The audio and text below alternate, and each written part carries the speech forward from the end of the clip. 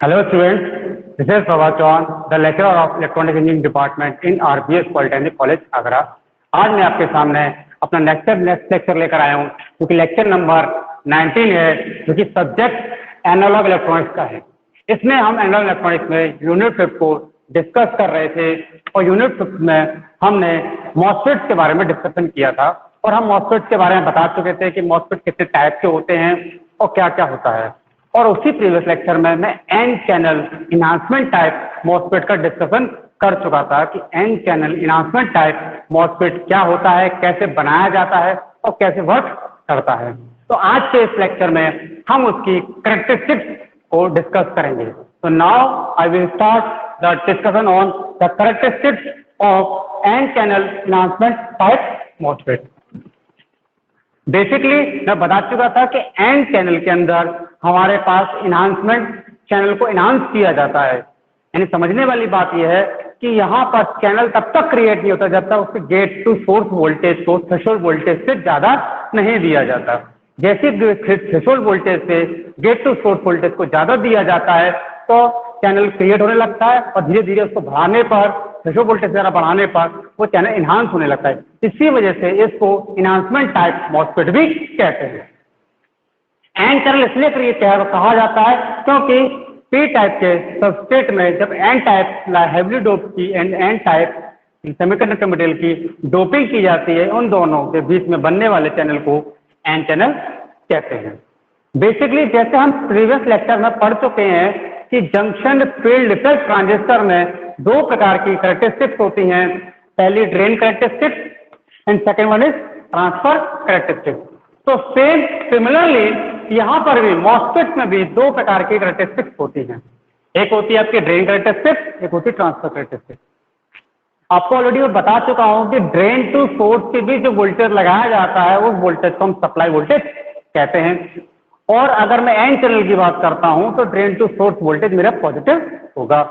ठीक है, तो यहां पर ड्रेन और बीडीएस और ड्रेन करंट के बीच एक ग्राफ प्लॉट किया जाता है जिसको हम ड्रेन कैरेक्टरिस्टिक्स कहते हैं। जैसे जैसे पहली बात तो यह है, मैं आपको बता चुका है कि गेट टू सोर्स पे ये वोल्टेज होता है तो हम कंट्रोलिंग वोल्टेज बोलते हैं। यह वोल्टेज हमारा गेट चैनल बनाने के लिए आवश्यक होता है।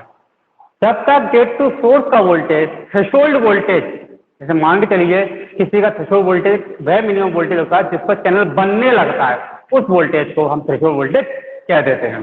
तो जब थ्रेशोल्ड वोल्टेज से अधिक होता है तो चैनल बनने लग जाता है और धीरे धीरे उसकी चैनल की मोटाई बढ़ने लगती है, उसी को इनहांस कह देते हैं, इसे इनहांसमेंट टाइप। अब जैसे जैसे VDS को बढ़ाते हैं तो इनिशियली पहले क्या होती है, करंट बढ़ने लगती है।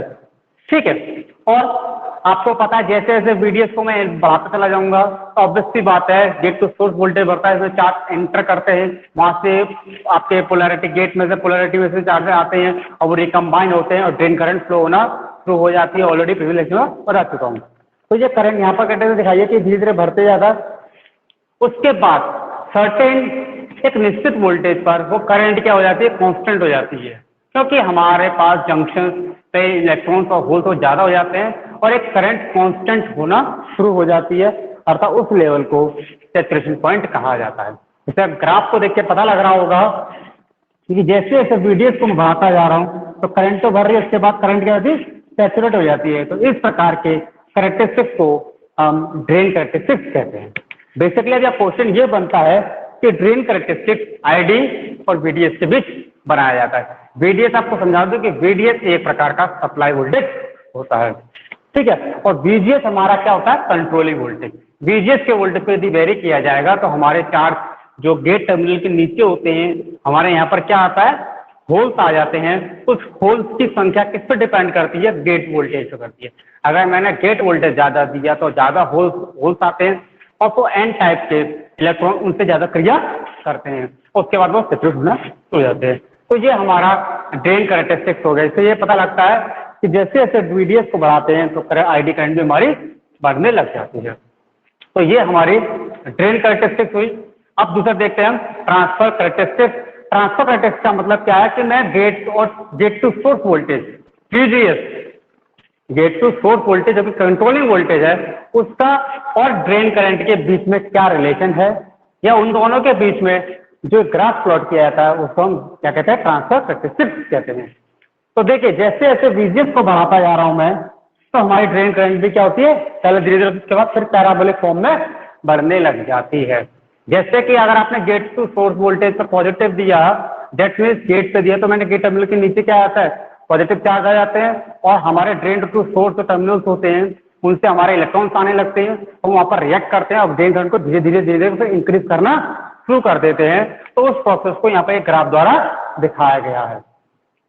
ठीक है, तो इसको हम कहते हैं ड्रेन ट्रांसफर कैरेक्टरिस्टिक। तो मैंने आपको बताया था जैसे जैसे अगर आपने गेट और टू सोर्स यानी गेट टर्मिनल को पॉजिटिव और सोर्स टर्मिनल को नेगेटिव किया है, तो उस गेट टर्मिनल के नीचे जो कि नीचे क्या आता है, पॉजिटिव चार्ज आ जाते हैं, और यहाँ ड्रेन टू सोर्स, और सोर्स से हमारे इलेक्ट्रॉन्स आते हैं और वो उनसे क्रिया करते हैं और क्रिया करके ड्रेन करंट फ्लो करा देते हैं। तो पहले तो धीरे धीरे करंट बढ़ती है, उसके बाद अचानक से करंट तेजी से बढ़ने लग जाती है। इस फॉर्म को पैराबोलिक फॉर्म कहा जाता है या एक्सपोनेंशियली इंक्रीज कहा जाता है। तो ये हमारा ट्रांसफर कैरेक्टरिस्टिक्स हो गया। अब थोड़ा समझते हैं equation of drain current of N channel enhancement type MOSFET. तो ID बराबर K 2 VGS minus VTH। VDS क्या है, थ्रेशोल्ड वोल्टेज है, VDS माइनस VDS स्क्वायर। एक K हमारा कांस्टेंट है, कांस्टेंट की वैल्यू 1/2 म्यू C क्या हमारी कैपेसिटेंस है, और W हमारे क्या विड्थ ऑफ द मॉसफेट है, और ये हमारी लेंथ ऑफ मॉसफेट है A/V। एरिया क्या, A क्या है क्रॉस सेक्शनल एरिया है, V क्या वॉल्यूम है। तो यहाँ से हमारा ये ड्रेन कैरेक्टरिस्टिक के ड्रेन इक्वेशंस के बारे में हो गया। तो सिमिलरली यहाँ पर समझ में आया हुआ कि जोड़ा अंतर नहीं है, जैसे JFET है सेम उसकी कैरेक्टरिस्टिक तरह यहाँ पर भी कैरेक्टरिस्टिक ड्रेन कैरेक्टरिस्टिक और ट्रांसफर कैरेक्टरिस्टिक होती है। तो यहाँ पर आज ये लेक्चर में मैंने आपका ये N channel enhancement MOSFET type complete कर दिया है। अब थोड़ा नेक्स्ट समझते हैं, आपको ओवरव्यू देता हूँ कि पी चैनल एनहांसमेंट टाइप। अगर आपको एन चैनल समझ में आ गया है तो आपको उसका पी चैनल एनहांसमेंट टाइप भी समझ में आ जाएगा। देखिए पी चैनल की एनहांसमेंट की बात करते हैं हम, पी चैनल एनहांसमेंट मॉसफेट। ठीक है, तो पी टाइप का मतलब क्या हो जाएगा, हमारा जो सबस्ट्रेट होगा वो एन टाइप होगा, इसको बॉडी भी कह देते हैं। ठीक है, उसके बाद हमारे पास ये सिलिकॉन डाइऑक्साइड की लेयर होती है, सिलिकॉन डाइऑक्साइड की लेयर होती है जो कि कैपेसिटेंस का कार्य करती है। उसके बाद मेटल के प्लेट्स मेटल के टर्मिनल निकाले जाते हैं, इसको गेट कह देते हैं, इसको ड्रेन कह देते हैं सेम, इसको सोर्स कह देते हैं। ठीक है, उसके बाद ये हमारा क्या हो जाएगा, यहाँ पर पी टाइप का पी पॉजिटिव और पी पॉजिटिव। या पी पॉजिटिव का मतलब है कि यहाँ पर जो P type semiconductor material use किया जा रहा है वो अपने आप में हैवीली डोप्ड है, और ये एन टाइप जो सब मटेरियल है जो कि सबस्ट्रेट की तरह यूज किया जा रहा है ये लाइटली डोप्ड है। ठीक है, तो यहाँ पर जो चैनल बनेगा उस चैनल को हम क्या कहेंगे, पी चैनल कहेंगे। अब इसकी पोलैरिटी एन चैनल से जस्ट अपोजिट हो जाती है, क्योंकि यहाँ पर मेजॉरिटी चार्ज कैरियर आपका होल्स होता है, यानी ड्रेन करंट को फ्लो कराने की जिम्मेदारी ओनली होल्स की होती है। तो अब इसके अकॉर्डिंग देखिए बैटरी कैसे लगाते हैं।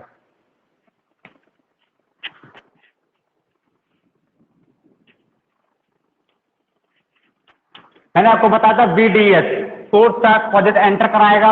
अगर एंटर कराने का मतलब क्या है, यहां कराएगा तो इसको क्या लेना पड़ेगा, पॉजिटिव, उसको लेना पड़ेगा नेगेटिव।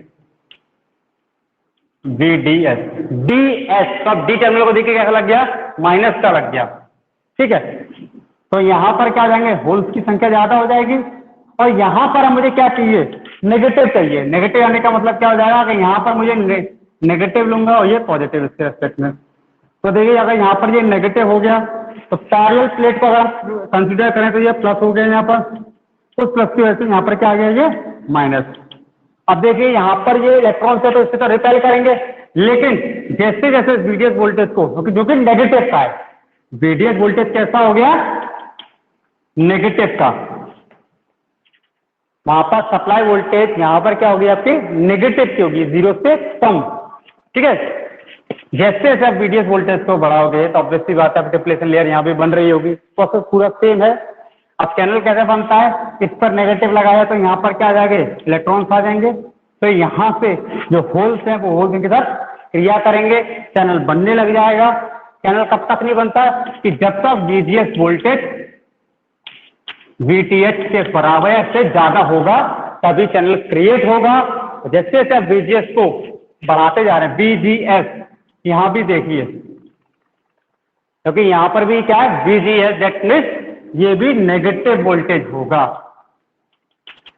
अब जैसे इसको नेगेटिव से इंक्रीज करते हैं तो ऑब्वियस सी बात है यहां पर इलेक्ट्रॉन्स आ जाते हैं और उनसे यहां से आने वाले होल्स क्रिया करते हैं और क्रिया करके ड्रेन से बाहर निकल जाते हैं। और सप्लाई करंट की अगर बात की जाए तो ड्रेन करंट की प्लस की माइनस की हो, तो ये आती है। तो अगर इसका मैं सिंबल के बारे में बात करूं,